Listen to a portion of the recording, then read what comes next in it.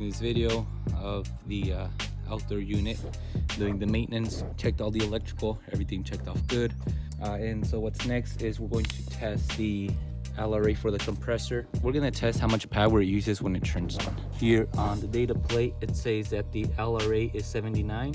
So we're gonna be aiming anywhere from 30 to 60, but we never want to be at 79 or going over that. So my meter here will tell us where we test. So let's kick it on. Okay, so our compressor is turning on at 94.5, 79 being the maximum, so it's over ramping at startup. So I'll definitely recommend installing a hard start kit for the system that helps it turn on easier. So we went ahead and installed a hard start kit to help protect the compressor when it turns on. And so let's see what we test at now. We're at 57.9, so we're right within where we want to be.